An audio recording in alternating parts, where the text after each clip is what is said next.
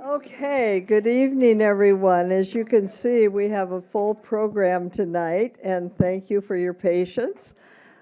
It's my pleasure, and thank you for coming tonight to wish you a warm welcome.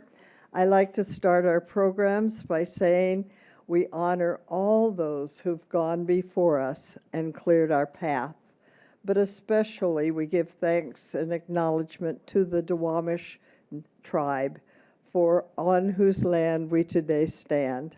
And with that, I will introduce Susan, who brought us a wonderful program tonight of 4 incredible writers and poets. So, Susan? Thank you, Sally.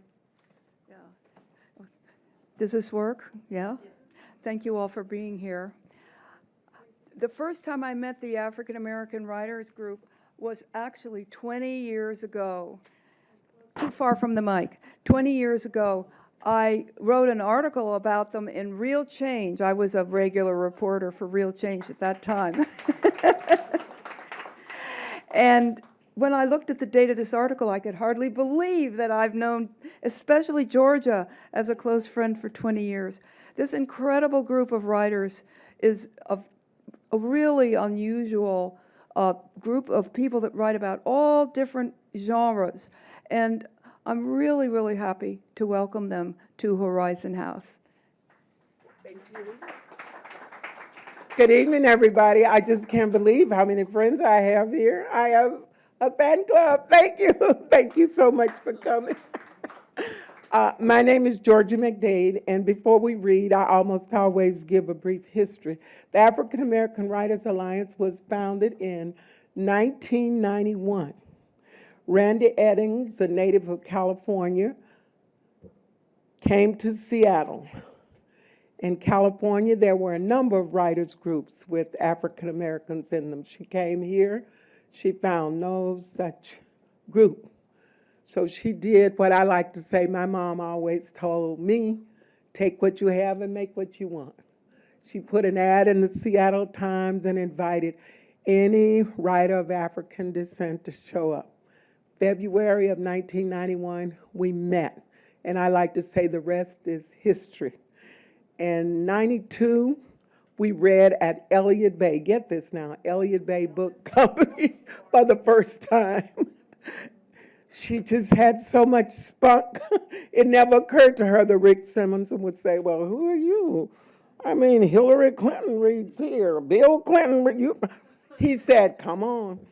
And we've read there ever since. As a matter of fact, we have the record for having read there the most when they were on First Avenue and over on 10th. They are our friends. We've read in taverns and bars and churches, and we've been to Orcas Island and Bellingham. If you invite us, we come. We've gotten thank you, and we've gotten $50 and gift cards and cards and $100, and would you come again? And one school had a bake sale, and she said, we just couldn't get $100. It's $87, and she was dropping change, and she was giving it to me, and I would say, but you don't have to do it. She said, oh, no, we sold this for you when she made, but we are here, we're still standing, and I am very, very grateful. Now, tonight, I've been asked, do we have a theme? Most of the time, if we have a theme, it's because somebody gave us a theme. I told Susan that the theme would be Black Writers Unmasked. And that's the title of our latest anthology. We have done 6 anthologies. When I came up with this title, there were other titles, other suggestions, okay, but somehow I won. When I said that, I was thinking about all the masks all of us were wearing at the time. An African mask had never crossed my mind, but the members, maybe all of them, were thinking African mask, okay? So people brought their pictures of masks or whatever. Some people liked the color of the book. Other people hated the color of the book. Some people wanted this and whatever, But anyway, when we finished, we had Black Writers Unmasked. And as a result, You have writers writing about what they wanted to write about. And that's what I love about our group. There is no such thing as a good topic or a bad topic if you want to write about it. And that's what we're doing tonight. We are sharing with you what we wanted to write about.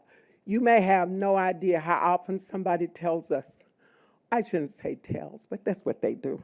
They tell us, write about this, or we want you to do this. So I like to think when we get the opportunity to write about what we want to write about, we can. So tonight, I present my friends who will read to you what they choose.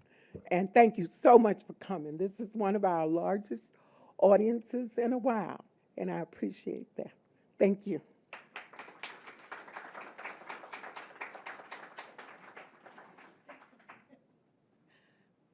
Well, she didn't say my name, but she said I'd be first. So that's why I'm up here. My name is Jay, and of course, I'm a member of the African American Writers Alliance, and I have been a member of the Alliance for several years. I'm a playwright, a poet, a spoken word artist, and there's a few other things I do as well. But tonight, I'm just going to do poetry. And I love that Georgia said that we're all different, and that is very, very true. And the poetry I write initially is started with, social issues, and then I try to branch out a little bit. So it is all a part of who I am, my nature, my character, from my perspective. So we're going to start with, and so what I did, since I didn't know the audience, so what I did, I pulled out three of my favorites. So these are three of my favorites. Georgia already mentioned that we have performed at a wide variety of places, including art galleries. This is a piece that I wrote when I went to look at some art at the Onyx Art Gallery in Pacific Place. You have to visualize a little girl with big, full curls, and it's just her face, and there are words associated and on this art piece that has to do with little girls and seeds. And here's my piece called Mustard Seeds. When they buried us, they didn't know we were seeds, mustard seeds of little girls sprouting wild curls, unable to soar with a flock of wild women who changed the world when they buried us. When they buried us, we were seeds. They could have not known that we were black mustard seeds from the Middle East, full of promise, the promise of little girls with wild curls ready to bloom into the hope of wild women who changed the world when they buried us. When they buried us, they refused to believe that we were seeds, brown mustard seeds, Himalayan little girls with wild curls, with the power and potential to become strong, wild women who changed the world. And when they buried us, rich, nutrient soil tilled to receive healing mustard seeds of little girls with wild curls of breaking ground, stretching to the sky to touch the stars, of wild women who nourish and replenish the world when they buried us. The earth warmed and protected the medicinal seeds of little girls with wild curls, becoming the ghosts of wild women who dared question the world when they buried us. When they buried us, they minimized the importance of pods containing mustard seeds of little girls with frizzy curls, a future of leadership and influence as wild, fearless women who changed the world. And when they buried us, they buried mustard seeds of light, darkening the world, void of little girls, with wild, unruly curls, innocent, wide-eyed spirits, hearts of gold, a crying mother will never hold, future untold of afro braids and dreadlocks playing in the park, running inside after dark, climbing trees, breaking leaves, becoming the pollen of faith in the nectar of honeybees who changed the world. End poem. Okay, so this one, Georgia and I and another poet, we were at the Tacoma Art Museum. We were there for the 30 Americans exhibit. This exhibit, I kind of like children. You know, if there's an art piece with children or seniors or hands, I gravitate to them. So here's this piece with an African-American little girl, and she has a black coat, and she has a red dress, and then behind her are fields of wheat. So there she is standing. She's like this. And then there's fields of wheat behind her. And here's what I came up with. Luscious, deep, opulent, ruby, raspberry red, drawn to lips, enticing, inviting, a captivating fine wine, maroon, candy, apple, brick, strong, appealing, powerful, cherry, copper, fire engine, red, alluring, enticing, mesmerizing, vivid, contrasting against a dark chocolate canvas, stained, splashed, dotted, spotted with vanilla mocha, hot toffee, biscuit brown, warm, smooth, comforting, coated in hazelnut melt, ginger, amber, golden mahogany, magnificent, stunning, elegant beauty, pulling me to my knees, tugging at my heart. Inhaling the tantalizing aroma of cocoa, Havana brown, burnt bronze, caramel, dazzling, dizzy, swirling in French toast with truffle. Tan, nutmeg, rich, dark, black Brazil, Colombia, Costa Rica, Ethiopia, Guatemala, Dominican Republic. Erect, resilient, steadfast, grounded against the wheat, blowing in the wind.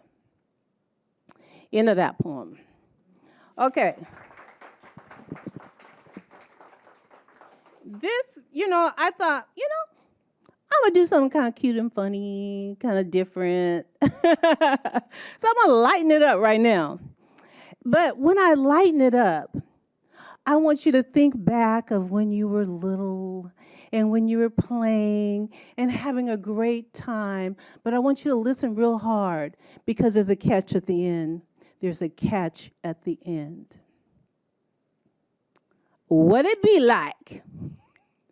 What'd it be like? It'd be like jumping, skipping, running a failed but genuine effort to do a cartwheel in the memory foam, green grass, and it'd be like hopscotch. Double Dutch with your best friends, patty caking through the day and giggling under the covers on an overnight when the bedroom lights are turned off. A soft admonishment. Y'all be quiet now.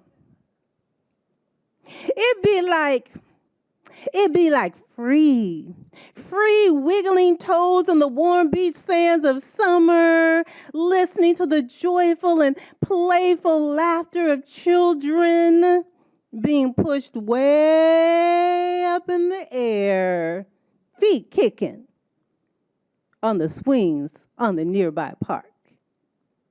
It'd be like being cuddled. It'd be like being cuddled, held tightly, a kiss on the forehead and cheeks, as your favorite bedtime story is read for the umpteenth time by the one you love with all your heart, all your might, and all your soul. It'd be like that. It'd be like that. It'd be like gooey s'mores. Hot chocolate with marshmallows and sticky Kellogg Rice Krispie treats, the delicious spooky ghosts and scary vampire stories around the campfire as you rub your eyes trying to stay wide awake because you trying to keep from going to sleep so those blood-sucking monsters won't prick you on the neck. It'd be like that. It'd be like sucking the juice from a sweet blackberry flavored snow cone, tinting lips a kissable purple. It'd be like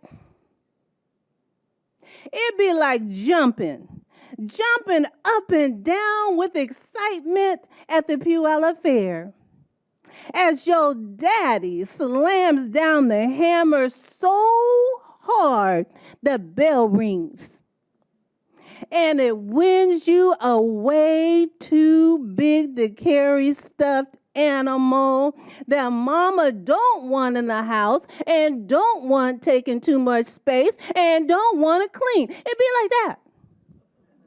It'd be like the wet tongue. It'd be like the wet tongue of your puppy loving on your cheek as you rub noses and roll around in the grass, not fearing the trouble you gonna get in because of the green stain on your clothes. It'd be like that. It'd be like the breath. It'd be like the breath of fresh air after a hard rain, washing all that dirt and grime from the air, from the sky, leaving drops of dew on the leaves to plop just at the right time on the crown of your freshly pressed hair. It'd be like that. It'd be like the hokey pokey. The hokey pokey as you twirl yourself around and around, dancing in the streets all night long under the twinkling lights of the Big Dipper and the Milky Way, twinkling on your bedroom ceiling. It'd be like that. It'd be like coming home. It'd be like coming home. It'd be like coming home from war. Exhausted, battle-scarred, a long, winding, weary road, but home to a familiar place, soft sounds and faces and open, safe arms crying, tears of relief. It'd be like that. It'd be like Christmas. It'd be like Christmas, music, trees, lights, presents, and mama's most delicious cornbread stuffing, succulent turkey, honey mustard baked ham that I don't eat because of Wilbur. Mustard and collard greens, cheesy mac and cheese, sweet barbecue baked beans, and mouth-watering sweet potato pie. It'd be like the only Dear Santa North Pole letter that counts more than anything. Hesitant, anxiety building, pulse pounding, feeling woozy with anticipation, The envelope is slowly opened, hands shaking, reading the first line through eyes welling with tears. Reading the second line, perspiration beating on your forehead. Beating on your forehead. Reading the final paragraph with shouts of joy rising from the depths of your stomach. Falling to the floor crying and giving thanks.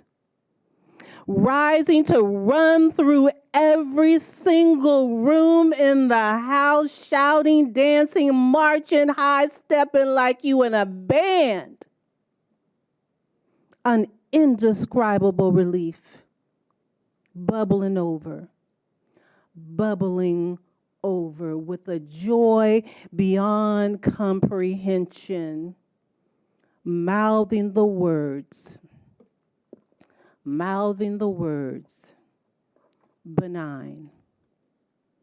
benign. It be like that. Thank you.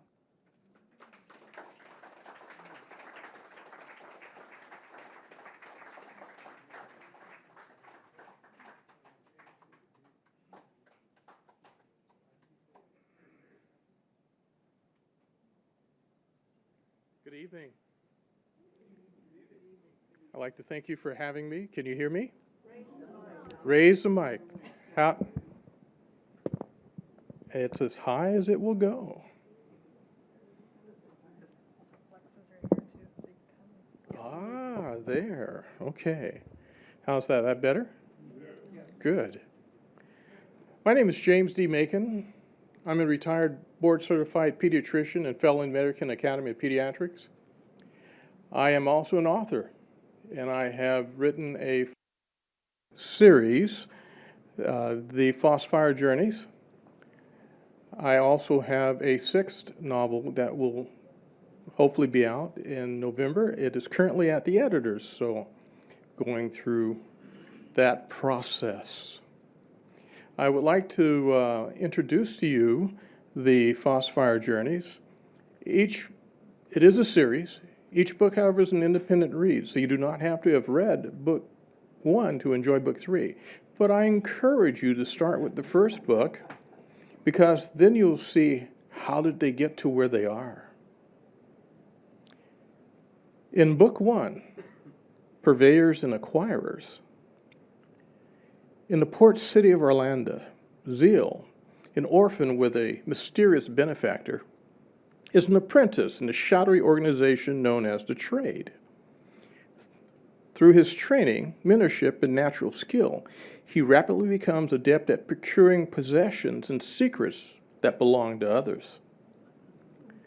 When one of his fellow apprentices is kidnapped by a group preying on Orlando's children, Zeal's mentors discover to their surprise that the kidnappers are using the conjuring arts to carry out their nefarious plot.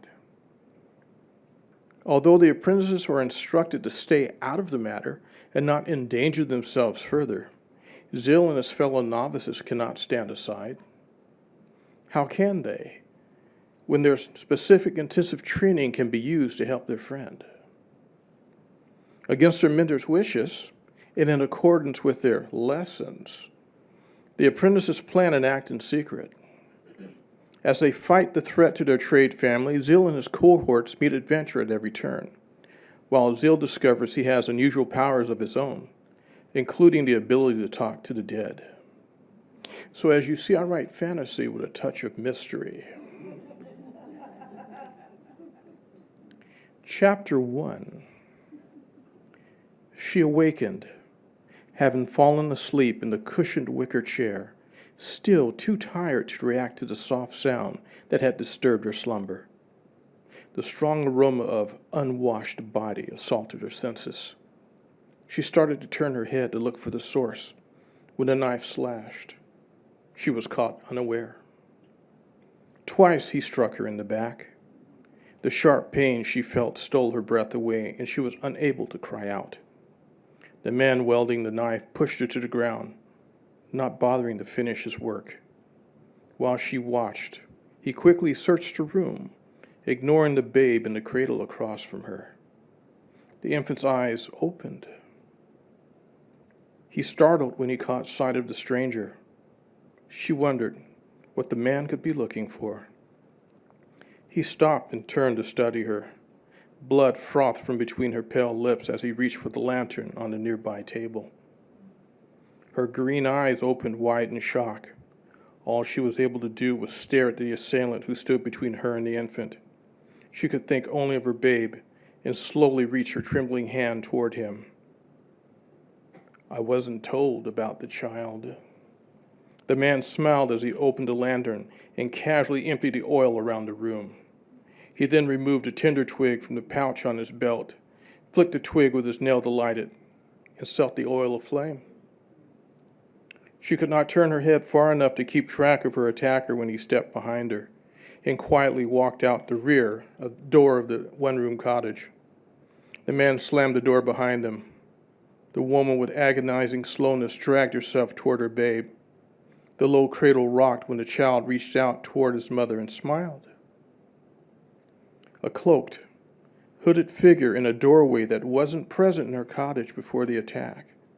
The silent observer made no attempt to come to her aid as she used the cradle to pull herself up onto her knees. Gently, she lifted the babe out of its sleeper, her blood washing over him as she held him close, her last breath given to him as a blessing before her struggle for life ended. Her body relaxed, allowing the infant to roll out of her limp arms onto the floor next to her. The flames rose around them, consuming the cottage's walls. Smoke thickened as it swirled around the room. The cloaked, hooded figure strode to the pair. The blaze, spread by the burning oil, dancing away from him, never touching, but springing back into place with his passing. With a caress, he closed the mother's eyes and took the babe into his arms. He rose and walked back through the doorway, which disappeared from the wall as though it never existed. The flames claimed the small home and the young mother. As the flames consumed her, a fiery female form rose up from her body, stood and stretched. The blazing woman smiled before shrinking to a mote the size of a fingertip. Glowing brightly, the ember, all that remained of the woman, rose skyward on heated currents of air through the remains of the thatched roof. Scene change. Slag sat at his desk recording tides. There was a knock on the door, and he looked up and frowned. He hated the paperwork associated with being the head of the trade in Orlando and had informed the two guards outside his office door that he didn't want to be disturbed. It was hard enough doing bookkeeping without interruptions. What is it now? The younger of the two guardsmen on duty opened the door and stuck his head into the room. He kept his eyes directed to the floor, not meeting Slag's eyes. Sorry to bother you, sir, but this one said it was important, and he has all the right codes. Slag watched as a figure walked in, dressed in a dark cloak, the hood of which covered the visitor's face in shadow and hid his features. He sat in a chair in front of his desk without invitation, holding his left arm under the cloak. The cloth moved, pushed from underneath. Who are you, and what do you want? Slag asked as he set his quill down next to the ink block and placed his hand on the palm of a knife sheathed on his thigh. The voice that answered him was soft-spoken. It doesn't matter who I am. I have a babe who needs attention. The hooded figure moved his cloak aside and showed the child to Slag. Slag assessed the babe who sat quietly in the crook of the visitor's arm. The infant stared at him in return. A sense of foreboding gripped him, and he turned his eyes away from the child. Does it look like I run an orphanage to you? Get out of here. You're wasting my time. I don't trade people, let alone children.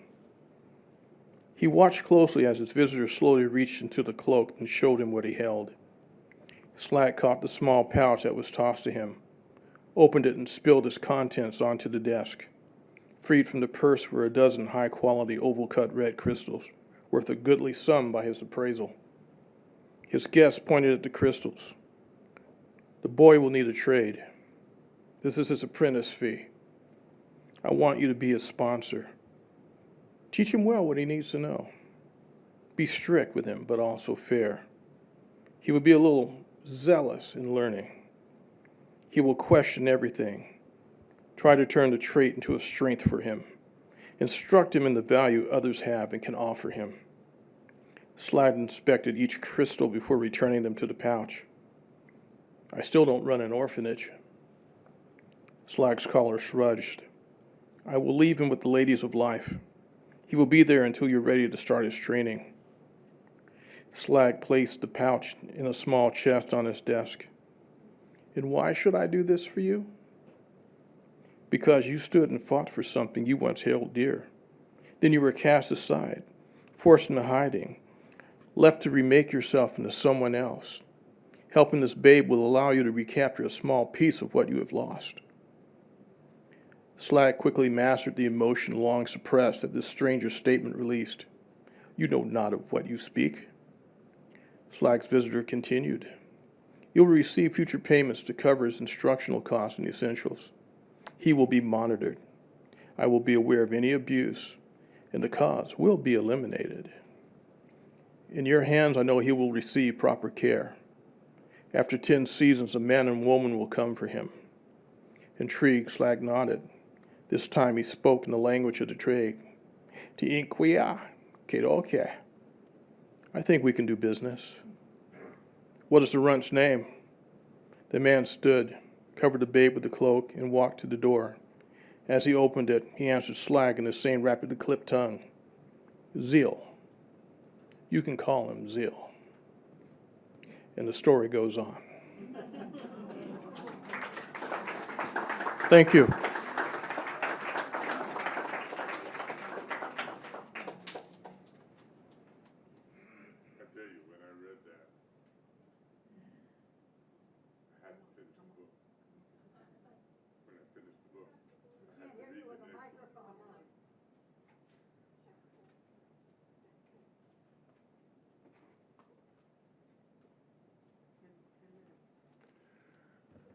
When I read his books, I had to finish it, the first book.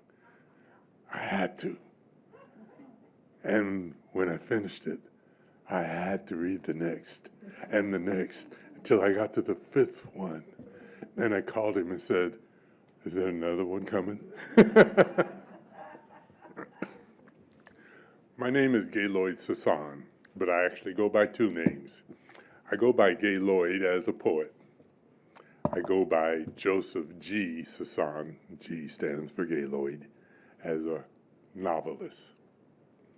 I'm going to read as fast as I can, because I don't have much time, my poetry, and then a little about the book. And the first one I'm reading is called Controlling the Dam. Yeah,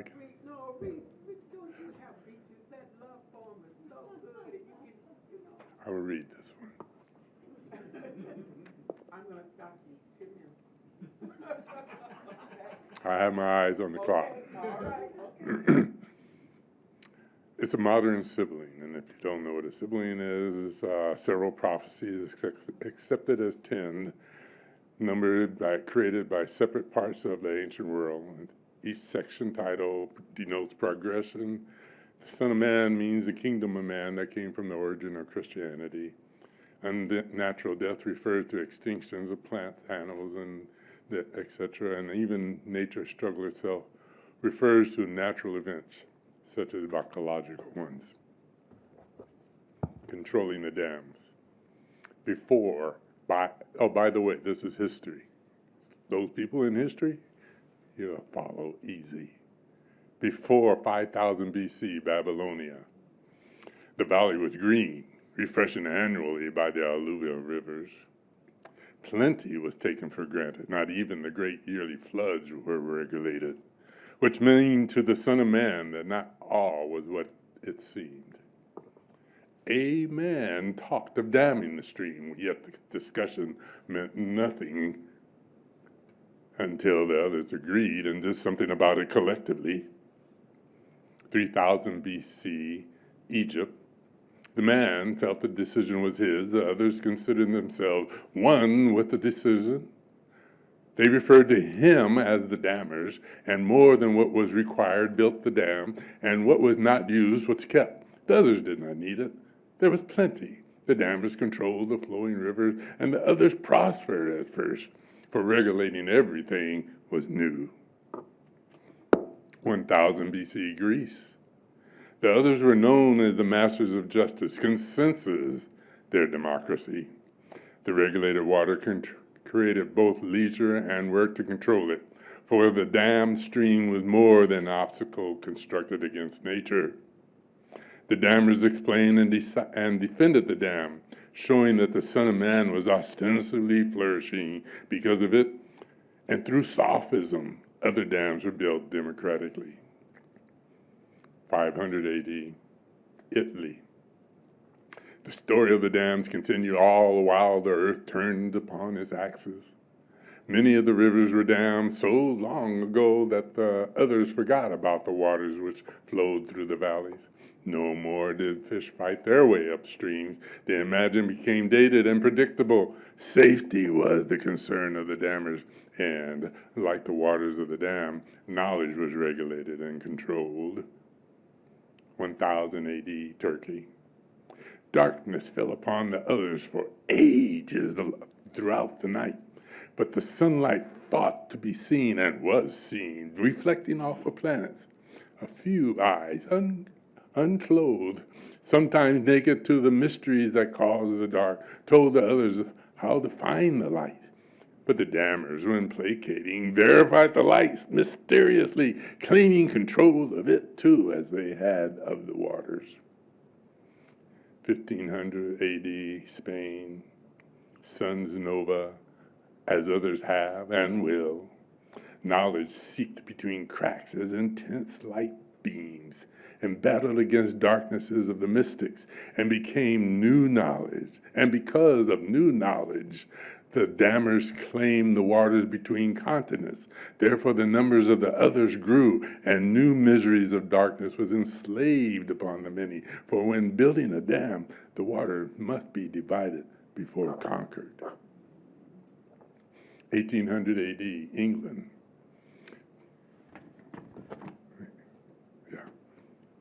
1800 AD, England.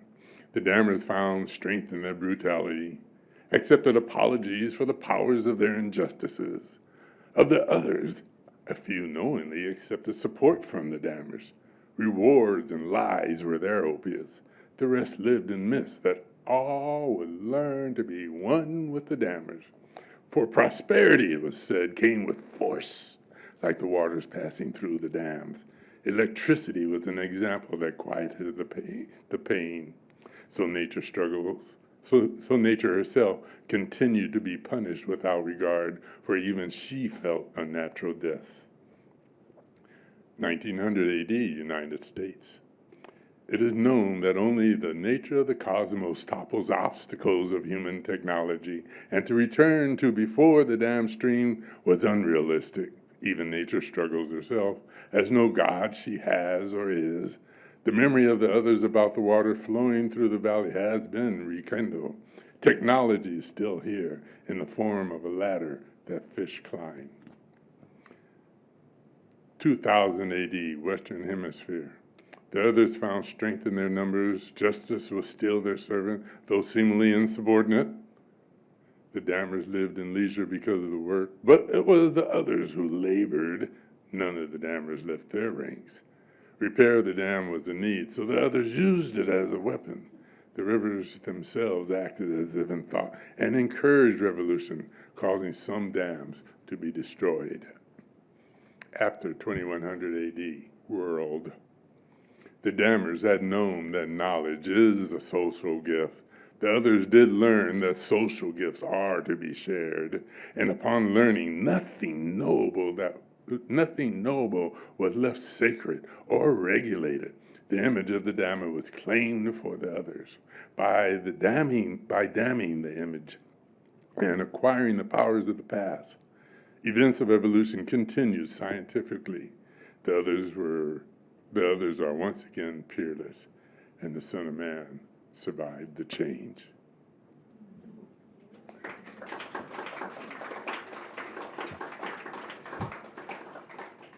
I'm looking at the clock.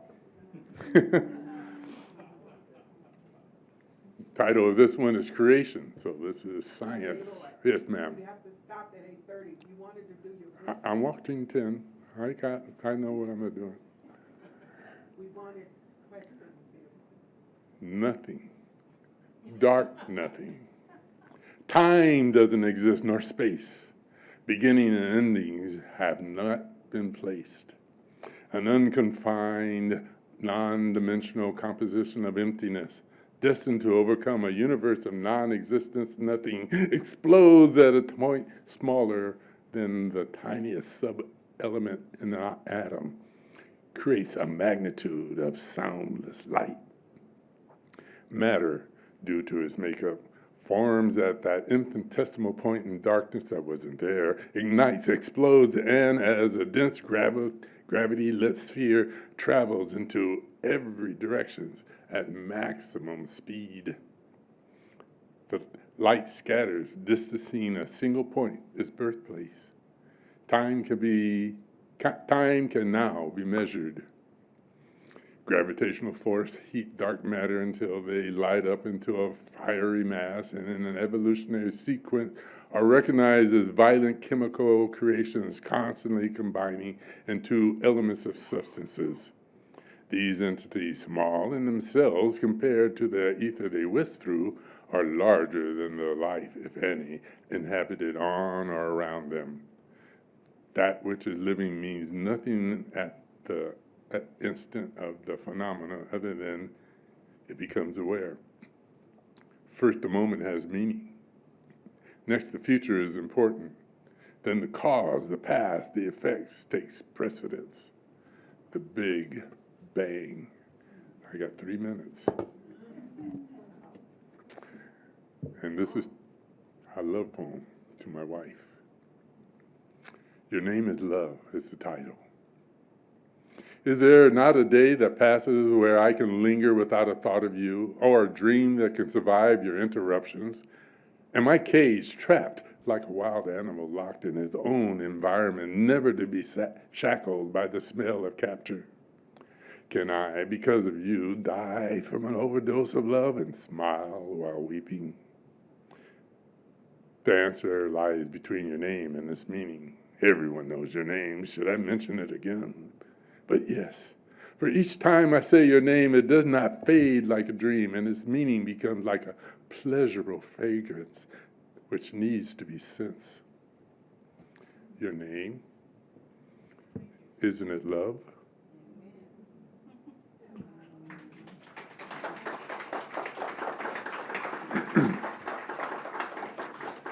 And my book.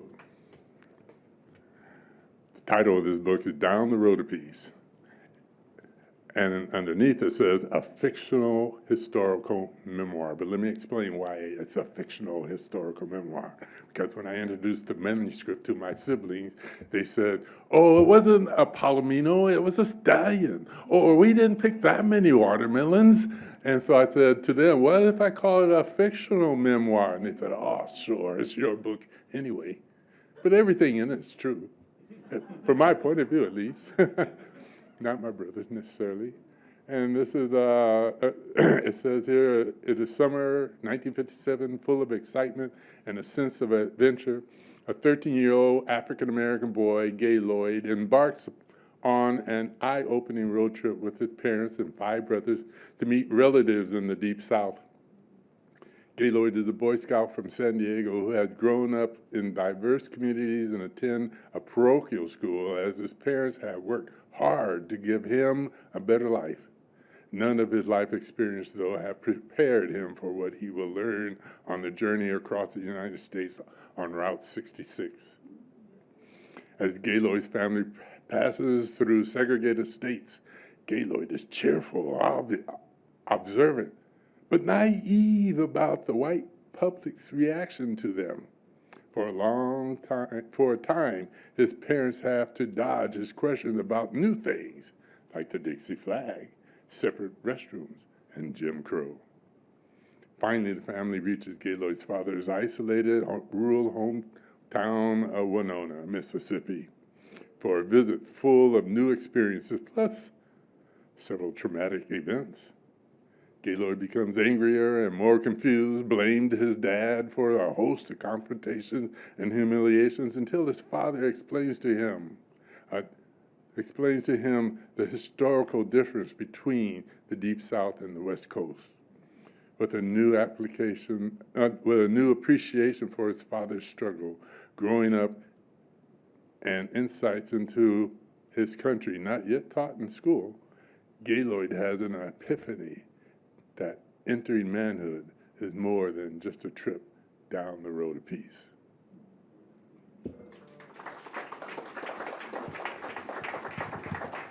I'm 1 minute over.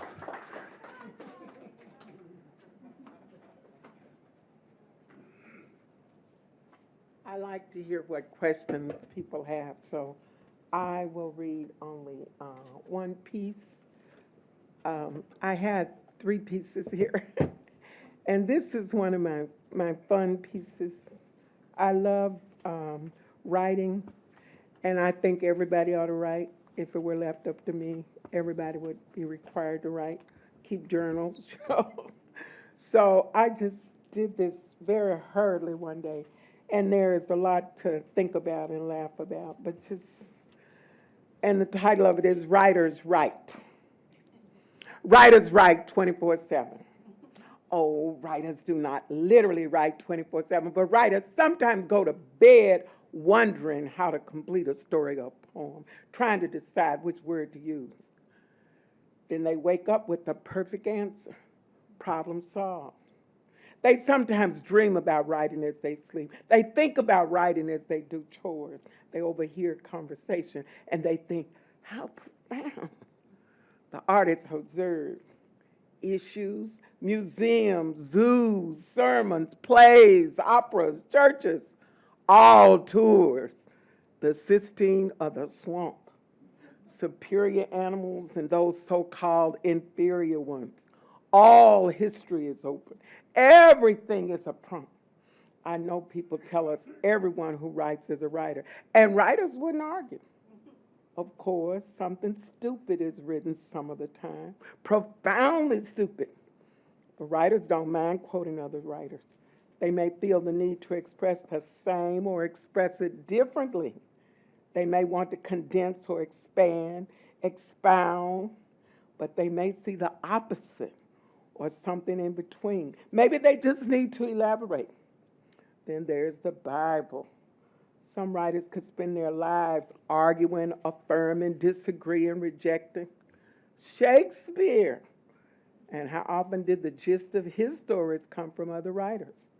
Those myths, Ovid, Hamilton, Bullfinch, subjects for writers abound. A walk, a jog, a drive, the gym, a swim, a lecture, all provide subject matter. Writers must get the words out. A napkin, an envelope, a box of tissues, a bill can be the writer's pad. When they don't get the words out, they may spend time trying to get the words back. Other times they go on to other subjects. Who cares whether it's fiction or nonfiction? Writers observe everything, but they don't tell everything. Writers must stop to do other things while all they want to do is write. Partners, children, and friends often complain because they know the writers' minds are elsewhere. Some people say writers, artists, are moody. That's not necessarily true. Writers can't always stop to do other things. So often all they want to do is write. Granted, sometimes when writers are involved in an activity, other than writing, they are thinking about writing. Understand now that inattention here is not intentional. Yes, most of what I have said is true of me, but I know I'm not alone. Writers just want to write. That's all. They just want to write. Okay. Thank you. I will tell you the title. One of mine was I Can't Pray Without Ceasing. You know that Bible verse? And another one was the prayers they prayed. And the one I wanted to read first was called George's Law. And my law is how the admission that I have so little control of just about everything, you know. But I have to admit it, you know. And then I had one called Oprah Can't Say Her Name. I don't know if you know how Oprah didn't, well, she refused to be on 60 Minutes because they told her she said her name with too much emotion. So she just stopped, and I was just so glad she was in a position to say, that's okay. I won't do 60 Minutes. Everybody ought to be able to do something like that. But questions. I should tell you that every second Sunday at 2 o'clock, except in May and August, we have a reading, and we have an open mic after an hour, so anybody and everybody is welcome to read. If you, no, don't we have to get out of here at 1:30? Stop it. Oh, you guys, this is the first. Okay, let's see. Unpublished, what do you mean? No, I didn't, I don't think I read anything that's in the book. Okay. What in your unleveled book? The last one, what is that? You know what that is? I don't know. It's excellent. Oh, well, thank you. Okay, I don't know what that is. Oh, my. Okay, this is just for Mara. And the title of this one is called Loving You, Period. Oh, yeah. You know, I have a witness. I wish I loved you, period. I want to love you, period. But I love you, but. I know I do. I can attempt to ignore the but have had too many experiences where ignoring, regardless of effort, proved futile. Loving but puts both you and me at a disadvantage. Both of us spend time on the but, attempting to change it or adapt to it, alternately falsely attempting to convince ourselves the but does not matter. However, at various times we are aware that but can destroy what is, perhaps not immediately, but eventually. Today, tomorrow, next year, or several years away. So now there's the but, plus when it becomes too much. Loving but can unbalance you and me. Bold persons take a deep breath and dive in. Or is it bold persons who say goodbye and walk away? Granted, this can be overthinking. All of this can be paralyzing. Surely you can see why I wish I loved you, period. I want to love you, period. My integrity compels me to admit I love you, but.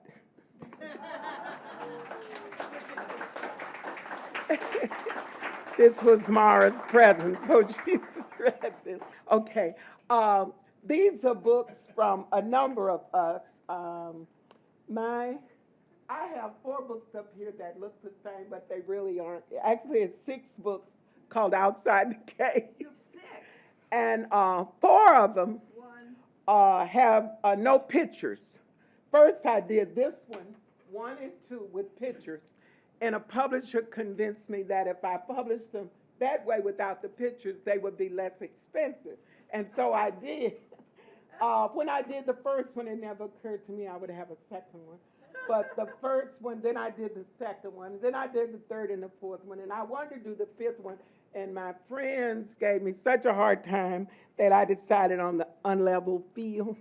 And I didn't put playing in here because I just don't think this stuff called life is a play, you know. And the field is not level regardless of what they say. It's at least not for me. But all of these are poetry books. And this one is prose. And these two are magic realism by our member Helen Collier. And this one is also by Helen. And then this is more poetry by member Gail Haynes. How many members are there? 39 paid and about 40, I did not come up with this, pending. 40, But, 50? but these are people who are on the list but have not paid their $60 dues. But I insisted that they be informed of our readings and whatever, you know. So about three, We have to use I'm the mic. sorry, about 3 or 4 years ago, we got quite a few new members, and some of them a bit younger, and they insist that we get paid or at least get donations or whatever. And if you ever came to a meeting before that time, I put you on the list and you stayed on the list, you know, unless you told me to take you off, and you never had to pay. And you came whenever you wanted. I was just happy to have you there. And but some of the new members looked at the world a bit differently, and they said if you don't pay, you can't be a member. And then we got a 501c3, and some things had to change. So the group is in great shape, and if I disappeared tonight, it would still be going, and that's what I wanted most of all. And it's in really good shape with some people who don't have as much empathy and sympathy as I do. And I think that's all. Yeah. May I What? honor you? Mara. Okay, I'm a new member here. My birth name is Maura. My birth name is Maura, but my Horizon House name is Salama O'Brien, given to me when I worked in Indonesia. But I met Georgia back in the early 2022-3. She was professor at Tacoma Community College, teaching English, literature, and advocating to take students to Ashland. So I was another little driver to help take 14 students to Ashland.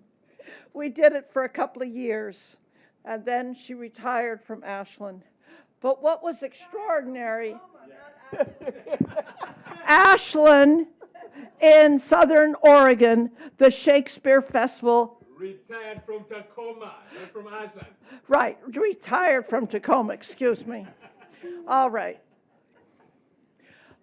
I brought a little gift for Georgia, and this is a memory of going to Ashland with Reverend Dr. Don't you dare. McKinney's wife, Louise McKinney, Georgia man, and I can't begin to say how many students she taught, how many students learned about Ashland, learned about Shakespeare, and learned about thinking beyond what's real, thinking, becoming magical, becoming aware. So congratulations, Georgia. And she makes the wonderful colored greens, too. Love to you. Okay, all right. Do we have time for a few questions? Yes. Questions? You guys have to go to bed, right? So, so are there any questions? And yeah, and we do want you to buy some of our books, but yeah. Let me close the meeting. Okay, and I'll thank you. introduce the Okay. books. I think we have no questions tonight, but we do have an audience that wants to see the books. So I will thank you again for your warmth and being here this evening with these 4 incredible authors of, and Oh, one question. Does anybody know if these books are in our Horizon House library? I do not. How would they get there? Someone could buy them, donate them. Yes, we'll happily sell them Oh. to you. Mary Ann, the mic is coming. For those of us who didn't bring money, can we purchase the books Yeah, online? we have squares, yeah. We have a website. Get one of these cards here and you can go to the website. But James, Gaylord and I have our squares, so we can take the charge cards. I think if you have charge cards. But yeah, you may buy them online. Here's the information. Yes. Here's the information on the card. Go to the website. And more than half of us have published books. It's just amazing how many of us have published books. And, they're self-published, and you understand why that is the case. But the fact that we can get them published is just wonderful. Is this one of your earliest? Yes, this is. Do you have any envelopes so that we could make a contribution to your 501c3? We have that envelope I gave you, yes. We don't have any special ones, but I do have one. Oh, there's one. Yeah. All of my books are on Amazon. And the outside the K ones are on Amazon. Is this an early anthology? Also, all of my books are adult and young adult readers. Yeah. Yeah, Susan's been with us since 91. Microphone, Sally. Mike, they can't hear you. Yeah, outside voice. I have some of the historic publications, like one of these is called Words, Words, Words, Words. And this was what, the first thing you published? Oh, no. No. No. It's, what, the third, that's the fourth one. Okay. 2004. Yeah.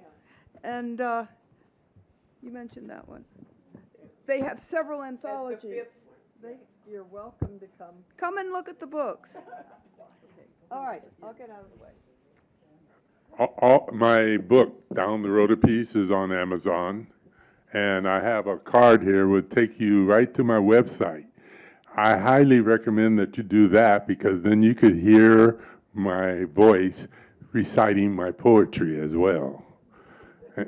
So, don't know what else to tell you. Thank you very much for coming. Thank you. Yes. I want to thank you for coming and come enjoy our wonderful authors and enjoy their books. I brought my credit card.